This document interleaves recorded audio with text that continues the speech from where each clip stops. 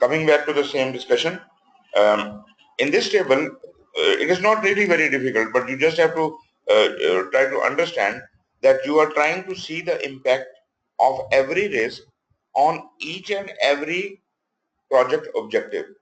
So we have got scope, time and cost plus quality, 4 project objectives there, and we will see the impact of each risk on a scale of from very low to very high. As I said, we have assumed that the impact of um, that risk which we are talking about is moderate here, time in it is very low, and scope it is low, and quality it is moderate. So now very low, low, moderate, high and very high could be numbered as 1, 2, 3, 4, 5, or you can allocate it some percentages. Very low here is shown as 5%, 0.05. Low is shown as 10%, moderate 20%, high 40%, very high 80%. So generally it is assumed that anything which has a probability of more than 80% is not a risk at all. Then it is a fact. It will happen. So generally up to 80% is considered a risk. Anyways, so what is the cumulative effect of this risk on the project? So if I can take a simple average of the impacts here. So the first impact I have from the cost is, if I'm taking in the percentages, is 0.2 plus 0.05 plus 0.1 plus 0.2. So I have got 0.55. Total impact is 0.55 divided by 4, it comes out to be 0.13. So 0.13 is something in between. The overall impact on the project is something between low and moderate, more towards the low side. You understand my calculation? So this kind of a scale is required for qualitative risk analysis. This kind of scale will be prepared in the risk management plan. You will provide this kind of scale from your requirement of the project. What is your risk tolerance? What is considered how much harmful to you in your project? And with that perspective, this will facilitate your qualitative analysis, and later on those items, those risks which are really bigger, they can be considered in quantitative risk analysis. Now here we considered that cost, time, scope and quality have the same, exactly the same weightage. Let us change the weightage of each one of these. Let me erase this all. Let us say for me time is of prime importance, so it has got a weightage of 3, cost has a weightage of 2, and scope has a weightage of 1, quality has a weightage of 1. Now what was our selection? Our selection was this, this, this and this. Now multiply 0.2 with 2, 0.2 into 2 plus 0.05 multiplied by 3 plus 0.1 multiplied by 1, or you can simply say plus, and 0.2. So now I have got 0.4, 0.8, 0.9, 1 point something, point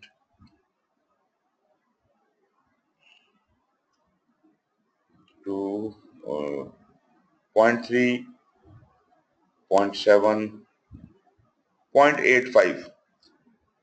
So 0.85 divided by, there were how many? 7.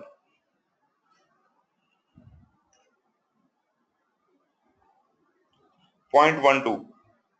So with this weighted average, our result came out to be 0.12, which is again nearer to low. So you see, how can we see the impact of every risk on our project objectives and determine how much will it be effective on us. This we are only calculating one aspect, that is either the probability or the impact. You got my point?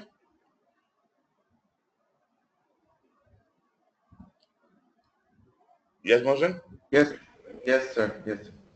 Is it understandable? No? Yeah, sir. Pretty simple. Yes, sir. Okay. Let me erase it where it has gone.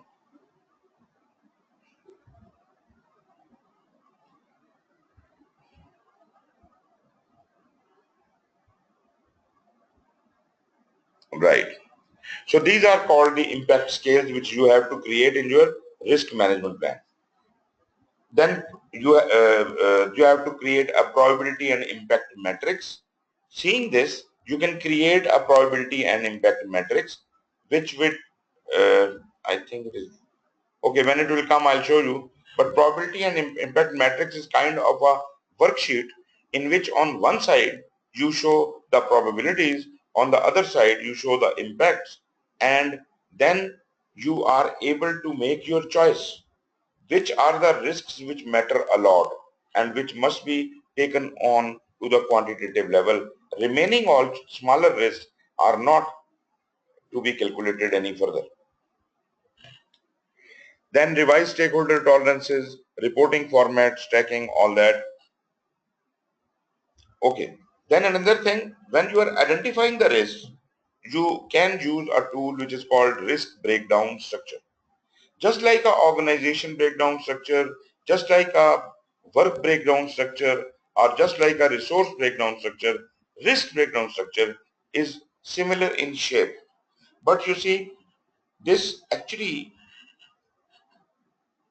categorizes all the risks in your project. So top level is the project risk. Then within the project, you have technical risks, external risks, organizational risks, project management risks.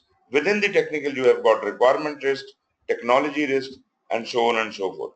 If you have created this kind of a table in your risk management plan, and it is not necessary that you choose exactly this table, you can create your own, hierarchy. And once you are trying to identify the risk, then you will keep this table in mind and you will start identifying the risks related to each one of these items one by one, and therefore nothing will be missed out.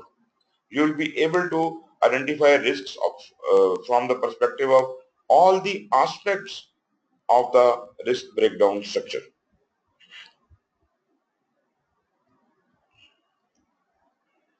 In identification of risk, you have the risk management plan. And the interesting part is not only the risk management plan, but we also need the cost management plan, the schedule management plan, the quality management plan. Why are we requiring all these management plans? You see, when we are either identifying the risk or we are doing the quantitative risk analysis, at these places, we have to identify risks which may impact cost, schedule, or quality, right? If they impact any of these three things, then to amend it, to analyze it, I must know what were the rules established for cost management and schedule management and quality management. So respective rules have to be seen. Risk management plan only gives me the rules for managing the risk. It doesn't give me how to manage the cost, how to manage the schedule, how to manage the quality. Therefore, if any of these things are impacted by the risk, then I will have to consult the cost management plan or schedule management plan or quality management plan as if I can understand how to fix this problem. We also need to have the human resource management plan. Scope baseline is required, and in addition to that, all the cost estimates, the duration estimates, risk register because we have to interact with those stakeholders, all the project documents, procurement documents, and enterprise environmental factors and organizational process assets.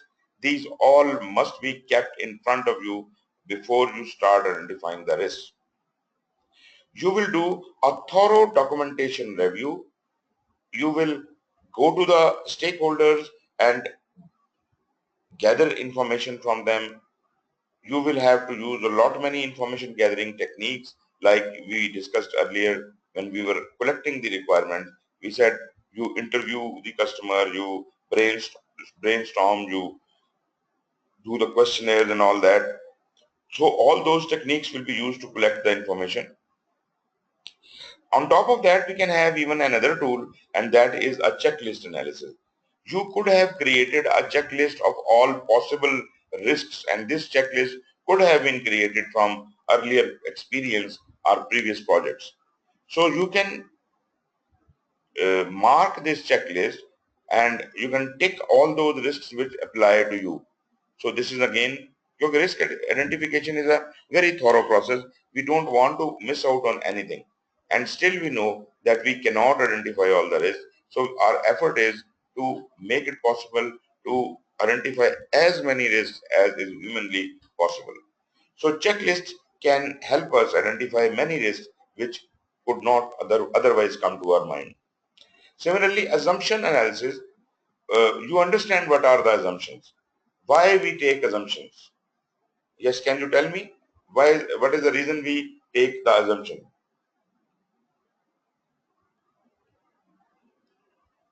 Because we are not certain about things, or obviously. Exactly, we are not certain about things, and the facts are not available to us. The real figures are not available to us. So, to proceed with my calculations or my planning, I assume certain facts to be true.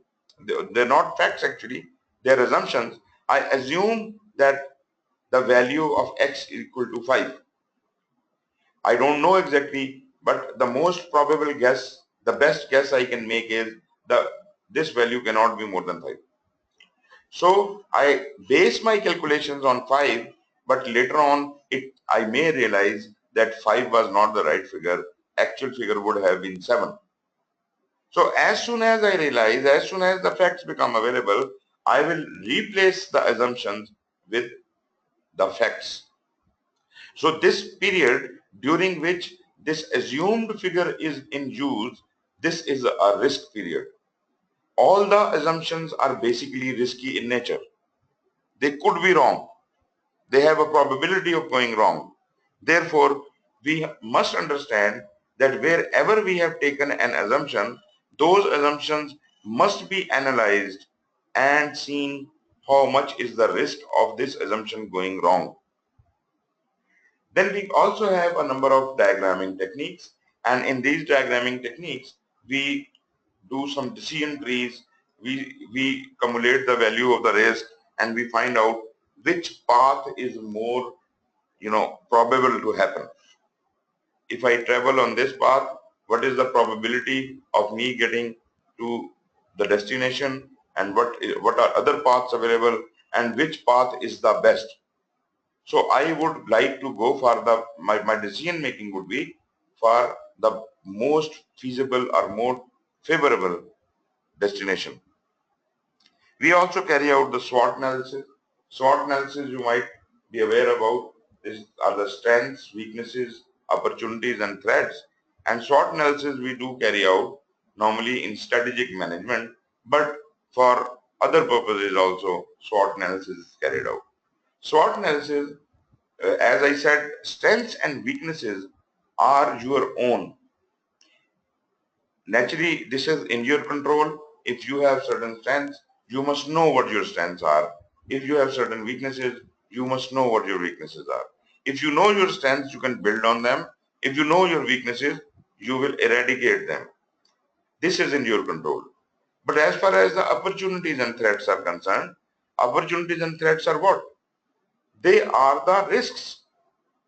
Opportunity is a positive risk and threat is a negative risk. And interesting part is risk is not in your control. Risk is imposed to you by the environment. So it is larger than life. It is bigger than you. So you can only take measures to ward off the risk, but you can't eradicate the risk altogether. So if it is a good risk, I mean it is an opportunity, you will try that you should be benefited out of it. You will like to increase the probability of that. If that there is a 50% probability that you will win a race, you will do your level best to improve the chances of winning from 50% to 60 or 70 or 80 or for that matter 100%. On the other hand, if there is a negative event, it is having a negative impact. This is a threat and it has a probability of happening is 50%. I will try my level best to reduce it to almost zero. So this is how I will use the SWOT analysis.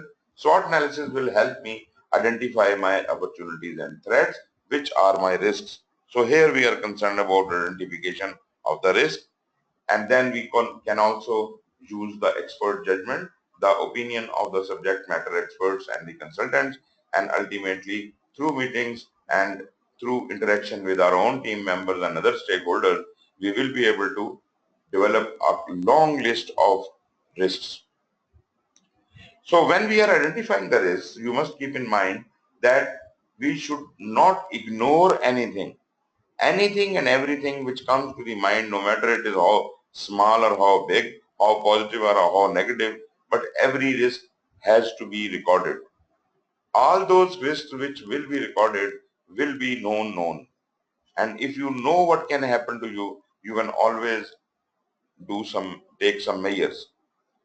But if you do not do thorough risk management, your number of unknowns will be very high and you will be very uncertain throughout the life of the project what will happen to you. So risk management is a very thorough process. More time you spend in risk management and identification of the risk, better is it for you that your project success chances will be increasing proportionately.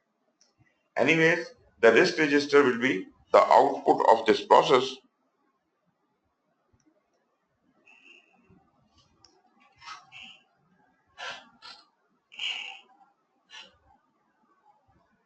Okay.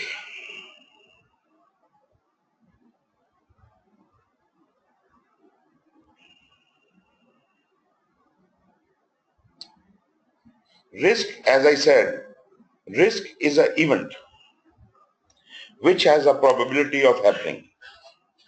This could be a positive event, this could be a negative event. So first we recognize risk is an event. Then we recognize risk is an event which has a probability of happening.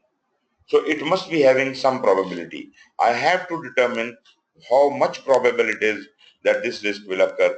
Some risk would be 10%, 5%, 20%. So whatever is the probability, I have to come up with a good figure for that. Then there is an outcome of the risk. When this risk will happen, what will be the consequence? Like, if my room catches fire, then it will be a destruction of the whole room, and that will cost me certain money. Maybe it cost me ₹1,000,000.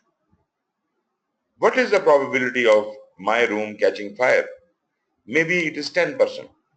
So the overall impact are, what can I say, the event status is the probability multiplied by outcome are the amount at stake. So 10% multiplied by 1 million. 1 million is 10 lakh rupees. So 10% of that is 1 lakh rupees. So the overall impact of the risk is 1 lakh rupees. So that means I must take certain actions which will cost not beyond 1 lakh rupees, then it is going to be a feasible option. Now here another question arises. Why I am saying that if the risk occurs, that will burn the whole room and there will be a loss of 10 lakh rupees. But I am saying because the probability is only 10%, so I should only cater it as a loss of 1 lakh rupees. Why I am saying that? Any ideas?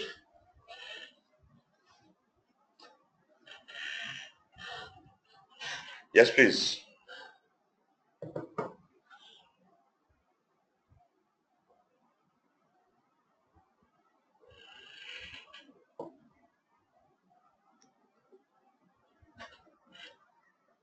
Nobody?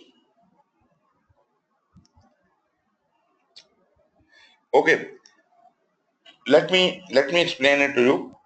You see, let us suppose there are 10 risks and incidentally all the 10 risks are equal in size, in probability and in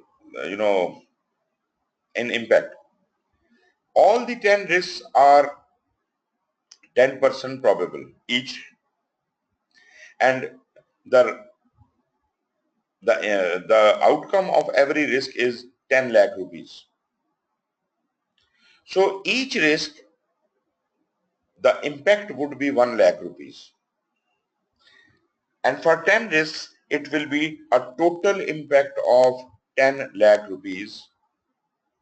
Now tell me, will all the 10 risks occur in your project? Worst come to worst, yes, it can happen, but what is the probability of happening all the 10 risks?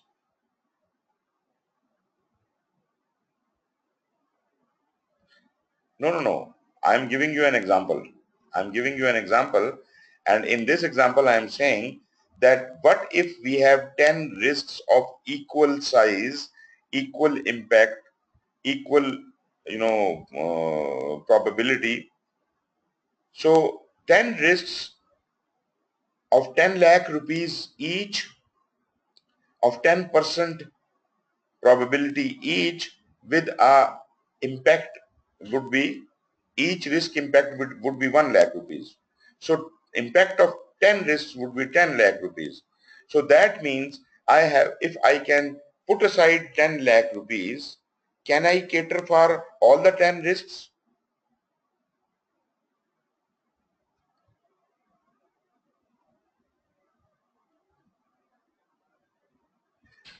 Yes. Okay, sir. Sir, I was just saying one thing. From this example, it looks like we can do it. But as you said previously, like there's 10% chances of one risk happening. So, I mean, how can we say 1 lakh for that? Because if it's going to happen, it would be 10 lakh. And if it doesn't happen, it would be 0. So how can we say 1 lakh? That's exactly what I am getting to. That's exactly what I am getting to.